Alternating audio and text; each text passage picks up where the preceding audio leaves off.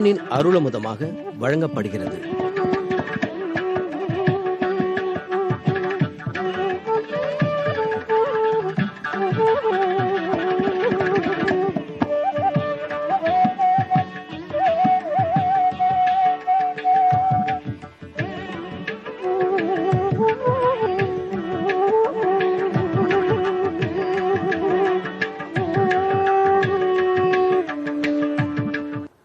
தம் திருஷ்டுவா சத்ருஹந்தாரம் மகர்ஷீணாம் சுகாவகம் பபூவ கிருஷ்டா வைதேகி பர்த்தாரம் பரிஷஸ்வஜே. இந்த ஸ்லோகம் ராமாயணம் ஆரண்ய காண்டத்தில் 30வது சர்க்கத்தின் கடைசியில் உள்ளது.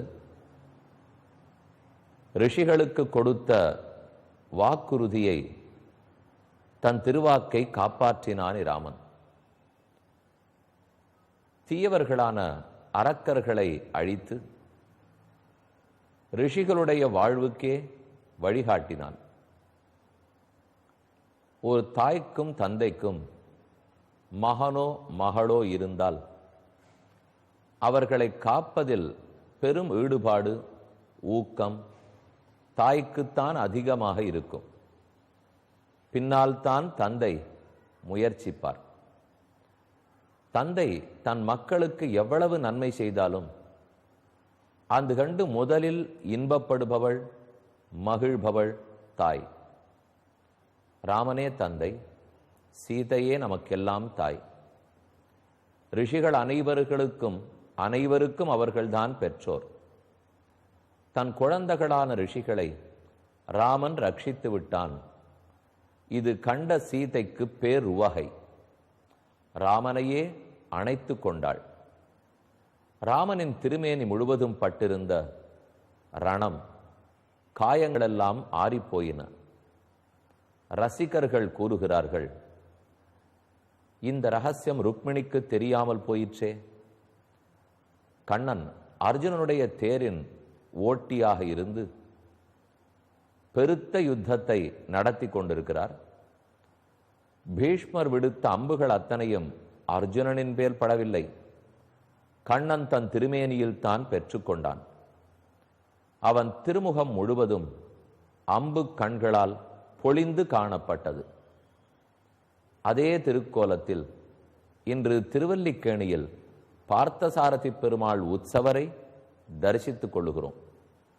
அவருடைய திருமுகம் முழுவதும் பீஷ்மனுடைய அம்பு பட்டு ஆங்காங்கு வடுக்கள் மயமாக இருக்கும். ருக்மிணி தேவிக்கு சீதையின் ரகசியம் தெரிந்திருந்தால் மகாபாரத யுத்த களத்துக்கு வந்து கண்ணனை அணைத்து கொண்டு அவர் திருமேனி காயங்களையெல்லாம் ஆற்றி இருக்கலாம். ஆனால் அவள் செய்யவில்லை. சீதைக்கு தெரிந்த சூக்ஷ்மம் ருக்மிணிக்கு தெரியாமல் போய்த்தா? தெரிந்திருக்கும். அப்படி ஒரு வேளை அவள் அணைத்து கொண்டிருந்தால் இன்று திருவல்லிக்கேணியில் பார்த்தசாரதியை நம்மால் இந்த அழகான திருக்கோலத்தில் வணங்க முடியாது. அதோடு மட்டுமில்லாமல் தன் அடியவனுக்காக முகத்தில் அம்பேற்கவும் தயங்க மாட்டோம் என்கிற உயர்ந்த பண்பை பகவான் உணர்த்தி கொண்டிருக்கிறாரே, அந்த உண்மையும் புரியாமல் போயிருக்கும். அதனால் தானோ என்னமோ ருக்மிணி தேவி மகாபாரத குருக்ஷேத்திர பூமிக்கு வராமலே இருந்து விட்டாள். சீதையும் ராமனும் அனைத்த காட்சி அனைவரும் ஆதரித்து வணங்கும் திருக்கோலம். இனி 31வது சர்க்கத்துக்கு செல்லுகிறோம். இந்த சர்க்கத்தை ஆச்சரியமான ஒரு திருக்கோயில், திருப்பணி நடந்து கொண்டிருக்கும் கோயில், நம் அனைவருடைய ஆதரவும் தேவைப்படும் கோயில். இத்திருக்கோயில் ராம சத்சங்கம் என்னும் முற்காலத்தில் பேரிருந்தது.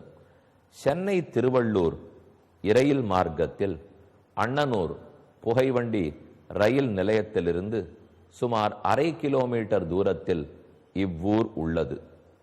இந்த ஊர் சிவசக்தி நகர் என்று சொல்லப்படுகிறது. அம்பத்தூர் ஆவடி நெடுஞ்சாலையிலிருந்து உள்நோக்கி 1 கிலோமீட்டர் தூரம் சென்றால் இவ்வூர் வரும். இங்கே ராமனின் திருக்கோயில் ஆச்சரியமாக விளங்குகிறது.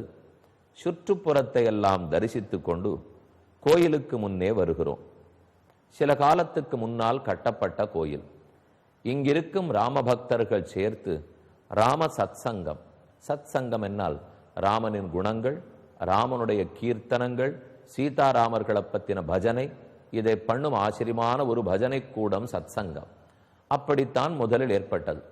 அப்புறம் உள்ளூர் வாசிகளுடைய ஆதரவால் ராமபக்தர்கள் சேர்த்து இந்த திருக்கோயிலை எழுப்பியுள்ளார்கள். உள்ளே நுழைந்தவுடன் கருடனை தரிசிக்கிறோம். நின்ன திருக்கோலத்தில் கைகளை கூப்பி கொண்டு பறக்க தயாராக உள்ளார். அருகே ஆஞ்சநேயரும் எழுந்துருளி உள்ளார். இவருக்கோர் சன்னதி, அவருக்கோர் சன்னதி. ஆஞ்சநேயர் தன் ஓர் காலை குத்திட்டு மற்றொரு காலை மண்டியிட்டு அமர்ந்த திருக்கோலத்தில் உள்ளார். இதோ கவச்சம் இல்லாமல் ஆஞ்சநேய சுவாமியை தரிசித்துக் கொள்ளுகிறோம். திண்ணன்றிருக்கும் திருக்கோலம். கைங்கரியத்துக்குன்னேதான் நம்முடைய உடல் உள்ளது. பெருமானுடைய தொண்டுக்காக நம் உடலையோ ஆத்மாவையோ மனதையோ செல்வத்தையோ அனைத்தையும் சமர்ப்பிக்க வேணும் என்கிற உறுதியோடு இருக்கும் ஆஞ்சநேயர். இதோ அவரை கவச்சத்தோடும் தரிசித்துக் கொள்ளுகிறோம். ஆஞ்சநேய கவச்சம்னு சொல்லுகிறார்கள். நமக்கே கவச்சம் வேணும். ஆஞ்சநேயருடைய கட்டாட்சம்தான் நமக்கொரு கவச்சத்தை போல இருக்கும். இந்த சம்சாரத்தில் பெரும் போராட்டம். எத்தனையோ காமம், குரோதம், லோபம், மோகம், எத்தனை இது இத்தனை ஒன்றும் ஆஞ்சநேய சுவாமிக்கு கிடையாது. அப்ப அவரை நாம சேவிக்க சேவிக்க நமக்கே ஒரு கவச்சமாக சுவாமி விளங்குகிறார். இன்று கருடனையும் ஆஞ்சநேயரையும் அவரை என் கவச்ச திருக்கோலத்திலும் சேர்ந்து சேவித்துக் கொண்டோம்.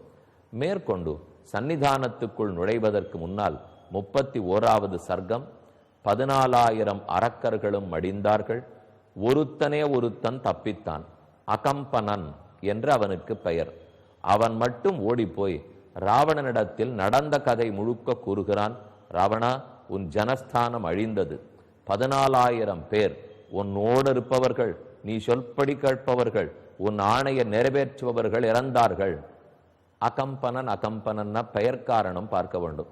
கம்பனம் நடுக்கம், அகம்பனன் நடுக்கமே இல்லாதவன். நிஜந்தானே? பிறந்த போதே அவன் பெற்றோர் இவனுக்கு அகம்பனன், நடுக்கம் இல்லாதவன் பேர் வச்சிருக்கார்கள்.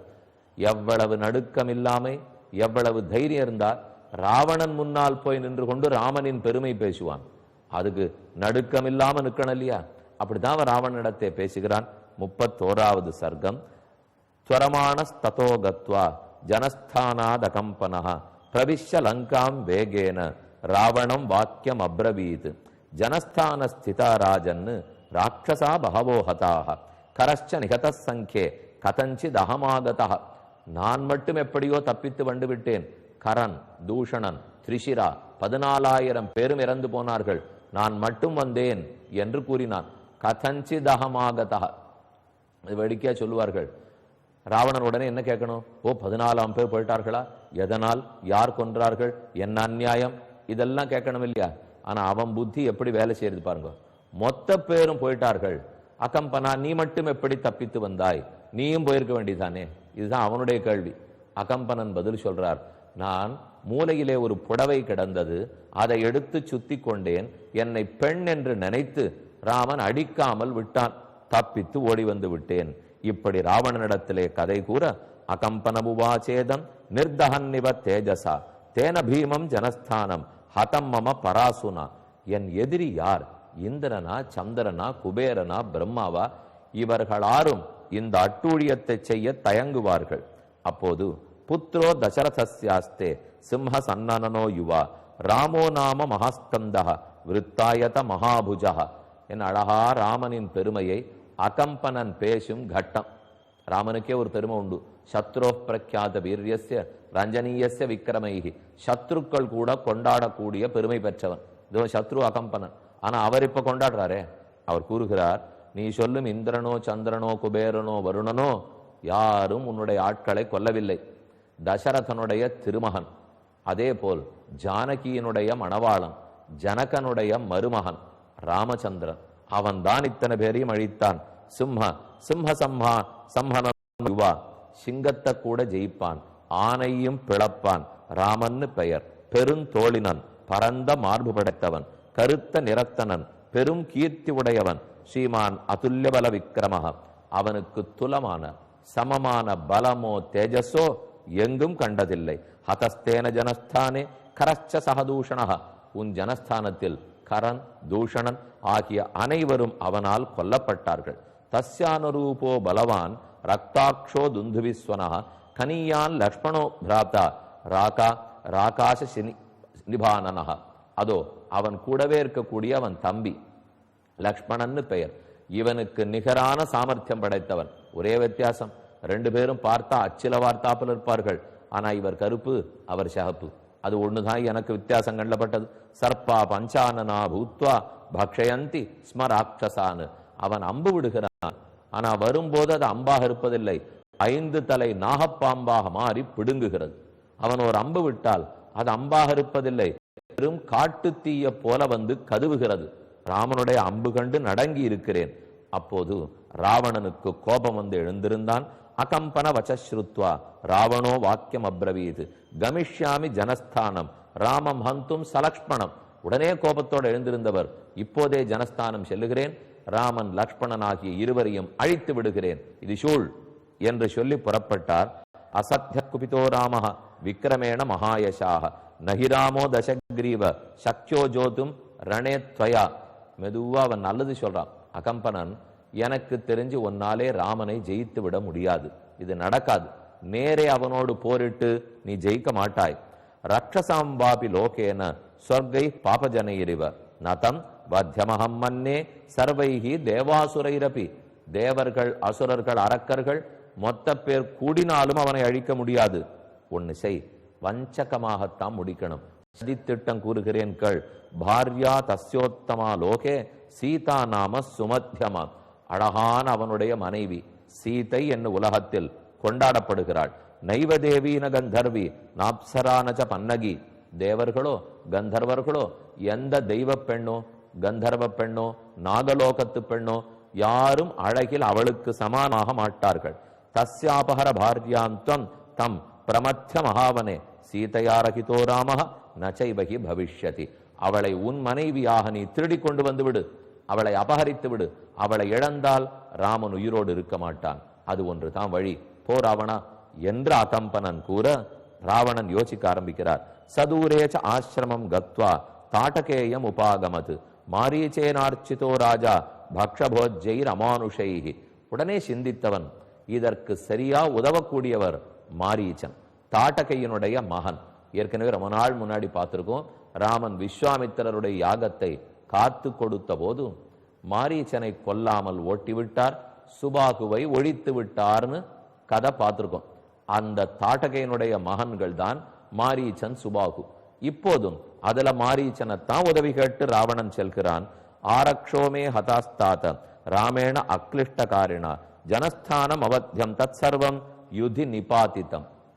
அப்ப ராவணன் போய் பேசுறார், உன்னுடைய தாயை கொன்ற ராமன் இப்போது என் கூட பிறந்தவர்களை எல்லாம் கொன்று விட்டான், பழி தீர்த்தே தீர வேண்டும், அதற்கு நீதான் உதவ வேண்டும், வா, உன்னால் வைத்துக் கொண்டுதான் ராமனை அழிக்கப் போகிறேன், எப்படியாவது திட்டம் தீட்டி ஒழிப்போம். இந்த கேட்ட உடனே எனக்கு சிரிப்பதா அழிவதா தெரியவில்லை. மாரீச்சன் கூறுகிறார், ஆக்கியாதா கேனவா சீதா மித்திர ரூபேண சத்ருனா தயா ராட்சச சார்தூல கோனநந்ததி நந்திதா. யார் உனக்கு இந்த கெட்ட உபதேசம் பண்ணவர்? நீ அழியணும்னு ஆசை இருக்கிறவன் தான் சீதையை அபகரித்துவான்னு உனக்கு சொல்லி இருக்கிறான். உன் நல்வாழ்க்கையில் யாருக்கோ விருப்பம் இல்லை ராவணா, நீ அழிஞ்சு போடணும்னு திட்டம் போடுறா, அதனாலதான் சீதையை தூக்கின்னு வர சொல்றா. ஏன்னா நீ சீதையை தூக்கி வந்து உயிரோடு இருக்க முடியாது. கர்மணானேன கேனாசி காபதம் பிரதிபாதிதா. சொன்னவன் உன்னை அறிந்து சொன்னானா தன்னை அறிந்து சொன்னானா? இது நடந்தா என்ன அனர்த்தம் விளையும், எவ்வளவு தீங்கு நடக்கும்னு புரிஞ்சுதான் சொல்லியிருக்கார்களா? யாரோ முட்டாள்தனமா உளறியிருக்கார்கள். ராவணா அதில் காதல போட்டுக்காதே. சாபாபஹாரே புஜவேக பங்கே சரோர்மிமாலே சுமஹாயோதே ந ராமபாத்தால முகேதி கோரே பிரஸ்கந்தித்தும் ராட்சச ராஜ யுக்தம். ராமனை அழிப்பதற்கு எந்த வில்லும் இல்லை, அம்பும் இல்லை, தண்ணீரும் இல்லை, நெருப்பும் இல்லை, எதுவும் ராமனை அழிக்காது. அவனுடைய ஓரோரு அடியும் நான் பட்டிருக்கேன். எந்த வயசு ராமன்? 12 வயசு ராமனுடைய அடியே கதற கதற ஓடி வந்திருக்கேன். இப்ப ராமனுக்கு வயசு 38, 39. இப்ப அடிக்கிற அடி தாங்கவே முடியாது ராவணா, ஒழுங்கா ஊர் போய் சேர் என்று கூறினான். ராவணனும் அதை கேட்டுக்கொண்டு திரும்பிவிட்டார். ஏவமுக்தோ தசக்ரீவஹ மாரீச்சேனச ராவணஹ நவர்த்தத புரீம் லங்காம் விவேச கிருஹோத்தமம். சரி, இவன் நல்ல வார்த்தை சொல்றான்னு திரும்பி வந்துட்டார். அதுக்கப்புறம் கதை திருப்பத்தை தான் கேட்க வேண்டும். இந்நிகழ்ச்சி